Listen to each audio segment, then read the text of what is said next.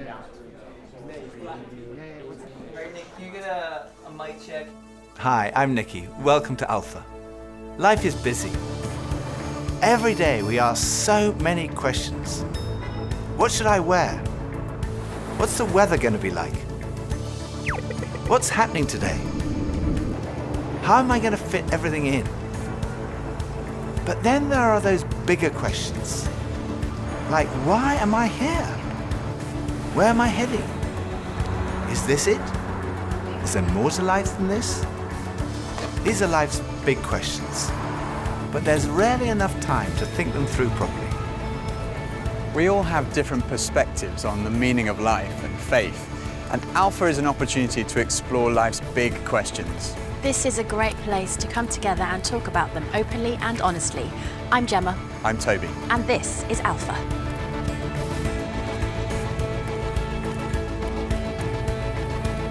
Where do I go and have big life questions? That's hard. Sometimes Google. Mostly on Google. Yeah. I steer away from Google, generally. Each other. Him? Yeah, definitely. I go to TikTok. Talking to my friends about it, usually to the studio and just record something. I go to my grandma. I'd say my parents. My parents? A mentor, someone who's a bit older, someone who's a bit more experienced. Probably like my mum, my grandparents, and then my school tutor. Probably each other, I'd say. I would say I would talk to my brother. My brother's a very intelligent person. We're both interested in philosophy. Probably some really close friends or a book. I guess I go inwards. I think I definitely withdraw and take time to pray about it. I would first go to my family, so my parents. Say husband first, Instagram second, and then Google, and then mum and dad. Friends of mine told me that the first night they came to Alpha, they sat in their car for half an hour waiting and watching people going in. And eventually when they'd seen enough normal-looking people going in, they thought they'd give it a try. And one thing that might be going through your mind is, am I going to be the only one there who doesn't believe all this stuff, who's not a Christian, that doesn't go to church? Well, if that's you, then you're in the right place. Alpha is designed for people who wouldn't call themselves Christians or who are not regular churchgoers. It might feel a bit strange to be discussing life and faith with people that you've never met before, but the best thing about Alpha is often the great friendships that are formed over the weeks. For much of my life, I was not remotely interested in Christianity. In fact, I didn't think I'd ever come to something like Alpha. I was not brought up as a Christian. My father was a secular Jew. He was an agnostic, and my mother didn't go to church, and I had no interest at all in Christianity.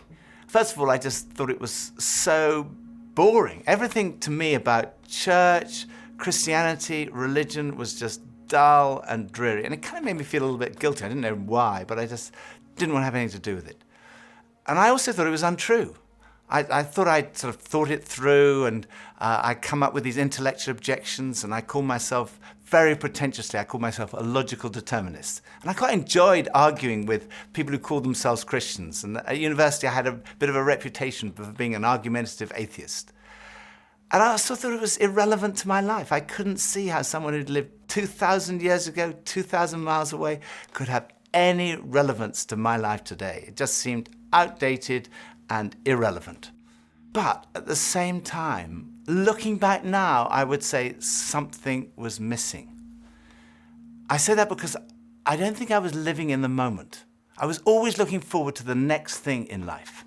So when I was at school, I was thinking, when I finish my exams, maybe that will be when I'm going to really start to enjoy life. I finished my exams, and then after about 3 weeks, I started to think there's got to be more to life than this. And I thought, well, maybe when I've left school, that will be what life's all about. And then I left school, and after about 3 weeks, I started to think, there's got to be more to life than this. I thought, well, maybe the answer is to get a girlfriend. And somehow, I don't know how I managed it, but I managed to find a girlfriend.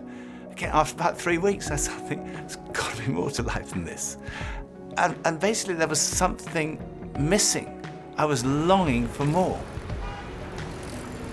The actor Jim Carrey once said, "I wish everyone could get rich and famous and have everything they've ever dreamed of, so they would know that's not the answer." Some people dream of having their name in lights, of fame and fortune. Some people dream of finding happiness through relationships, careers, money, whatever it may be. But do you ever get that niggly feeling that as good as those things are, there must be more to life? Yeah, all too often life just doesn't turn out the way we think it should. And even when it does and we achieve our wildest dreams, it's somehow never quite enough. It just doesn't satisfy. It's like there's something missing. The comedian and actor Russell Brand said, "Drugs and alcohol are not my problem. Reality is my problem. Drugs and alcohol are my solution to fill up a hole inside me." And Jesus said, "I am the bread of life." In other words, I'm the one who fulfills the longing that's deep inside every human heart. Jesus claimed to be the one person who can satisfy that spiritual hunger. Freddie Mercury, the lead singer of the rock group Queen, had amassed a huge fortune and attracted millions of fans. But he admitted in an interview shortly before his death that he was desperately lonely. He said this, "You can have everything in the world and still be the loneliest man, and that's the most bitter type of loneliness. Success has brought me world idolization and millions of pounds, but it's prevented me from having the one thing we all need, a loving, ongoing relationship." Ultimately, there's only one relationship that is totally loving and goes on forever, and that's a relationship with God. And Jesus said, "I am the way to that relationship." Jesus said, "I am the way, the truth, and the life." Happy? Oh, friends and music, I reckon. Food. Freshly washed hair, eating a bowl of pasta on the couch. It's the way to go. Ice cream. Ice cream. Yeah, ice cream, mint chocolate ice cream. I think when people around me are happy. Hanging out with my friends and watching cricket. My family and being on country. Bevies with the boys. Alcohol. My dog makes me really happy. Is there more to life than this? Oh yeah, definitely. I think so. Right, I guess I'd hope so. I think I'm here for a reason. I think we all are. I don't know. Oh yeah. I definitely think I don't know what it is, but I don't believe that like once my physical body's gone that's the end of it.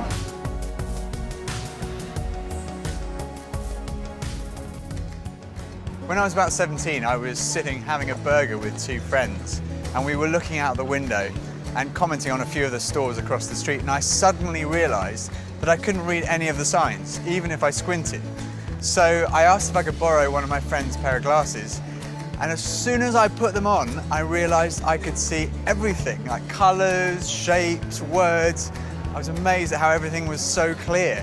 And I could see before, but now I could really see. And to me, that's the best way to describe the difference that Jesus makes.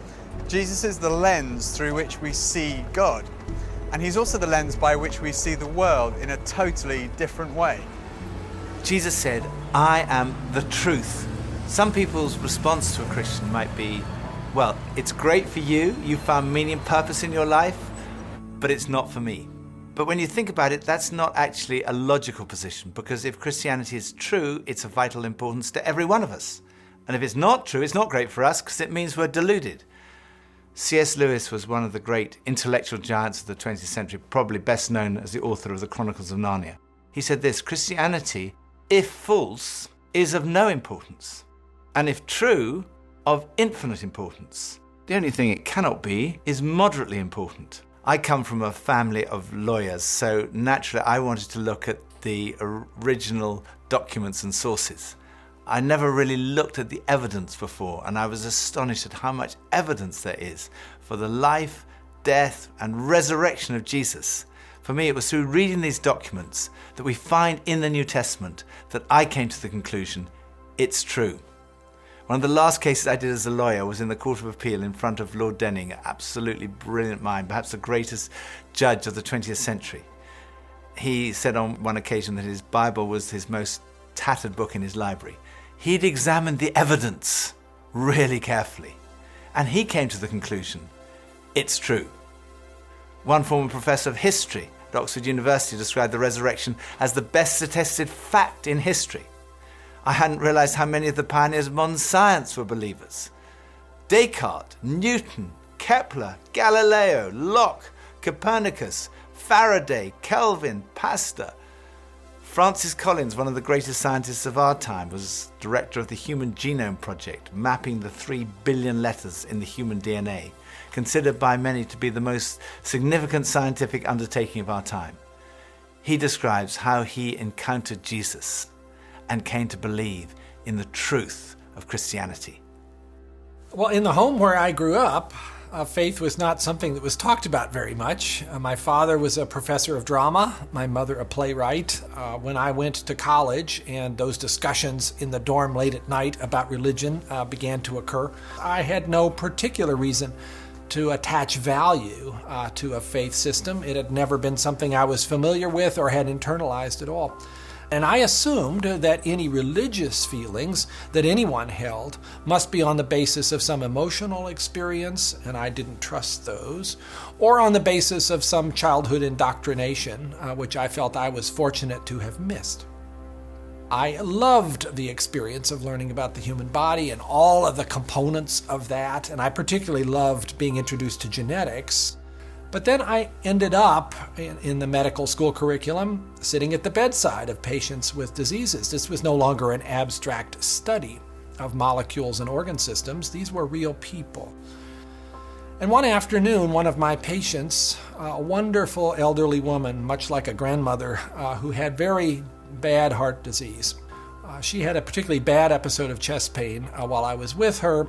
She got through it, and at the end of that, explained to me how her faith was the thing that helped her in that situation. She realized that the doctors around her weren't really giving her that much help, but her faith was.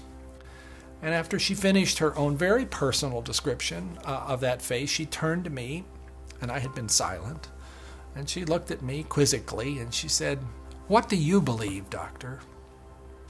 And ultimately, I had to admit to myself that her question had made me realize that I had arrived at an answer to the most important issue that we humans ever deal with. Is there a God? And I had arrived there without ever really looking at the evidence. And I was supposed to be a scientist. If there's one thing scientists claim they do is to arrive at conclusions based upon evidence.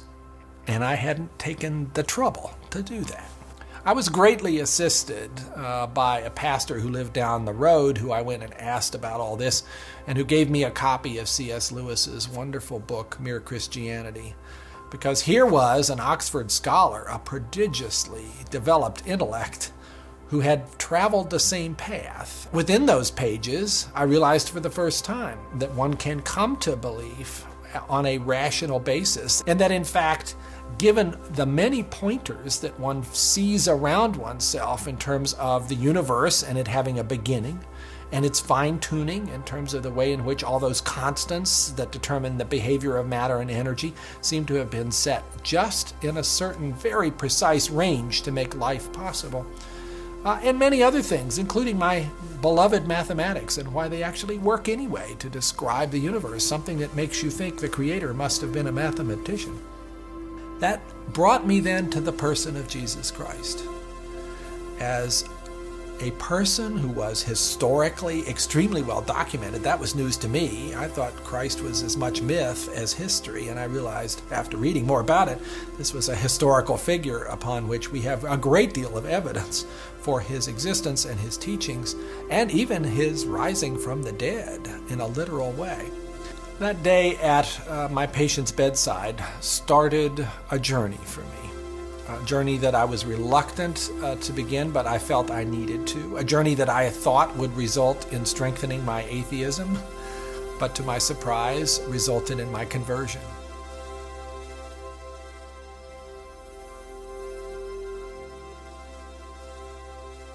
Oh, that's a good question. Why are spiders so scary? I don't know, I'd probably say like, is the Loch Ness Monster real? Something like that, man. It would be the one thing that I feel like everyone asks is why do bad things happen? Yeah, why there has to be so much hurt and why people have to suffer so much. Why create the world? I think I'd be like, why humanity? It's so flawed.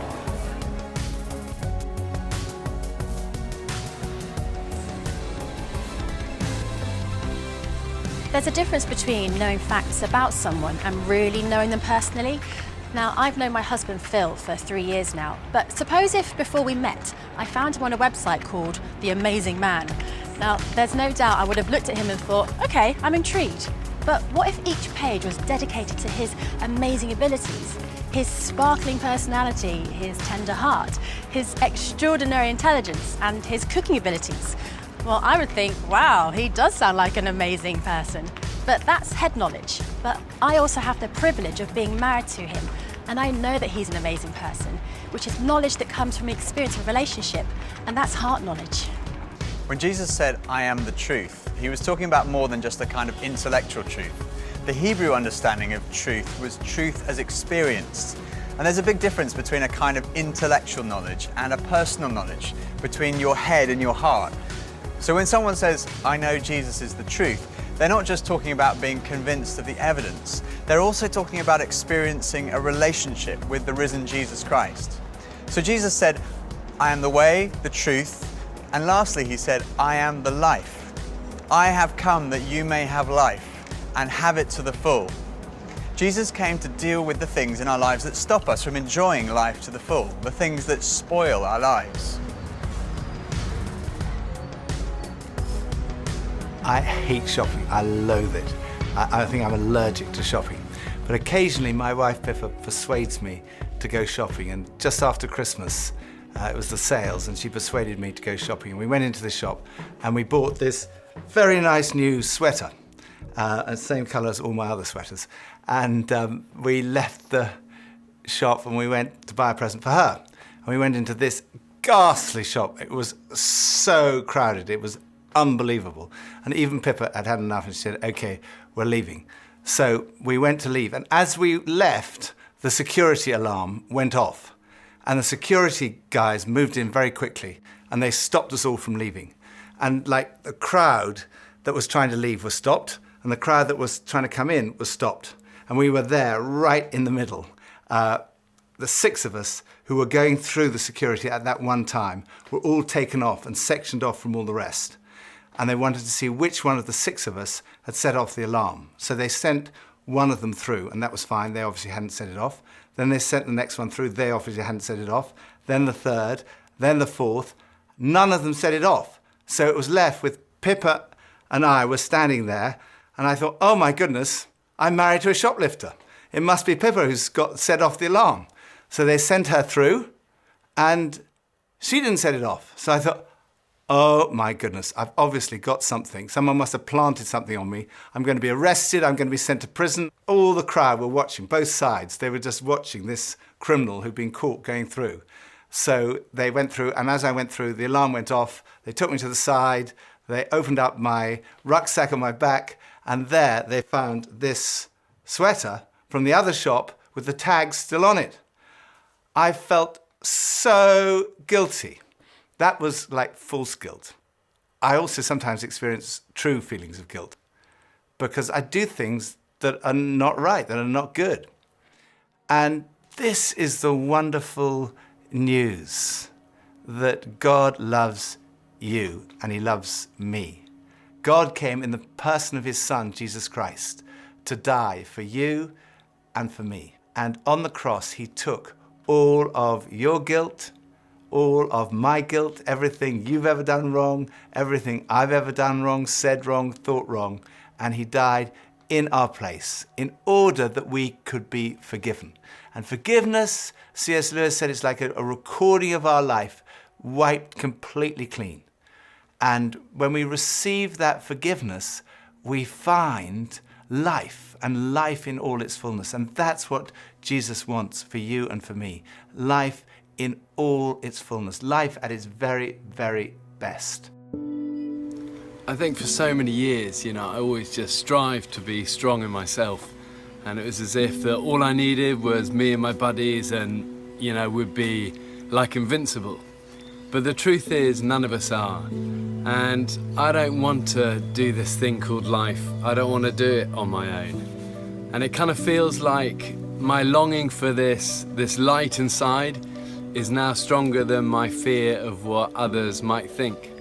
And people often ask, well, doesn't that make faith like a crutch? And, well, maybe, but, what does a crutch do? A crutch helps you stand, and it makes you stronger. And in that case, sure, I need a bit of that. But especially when it's so much more than that. When this faith inside is also like a backbone, helping me stand tall and helping me be strong when I'm really up against it, facing those odds, whether it's on a mountain or stuck in some jungle or just dealing with the storms, with the storms of life. Sure, I need it. I need that. But at heart, my Christian faith says that I'm known to Christ, bought at a price, blessed with light. Faith says that we're loved, regardless of our mess, regardless of how many times we fall down, and that Jesus somehow picks me up. And sure, I'll reach out to that. Why wouldn't I? I used to think Christianity was boring, untrue, and irrelevant. But when I read about Jesus, I realized he was anything but. Jesus said he's the way to God. He's the one who brings meaning and purpose to your life. He said he's the truth. He said he's the life, that true fulfillment is found in a relationship with God through him.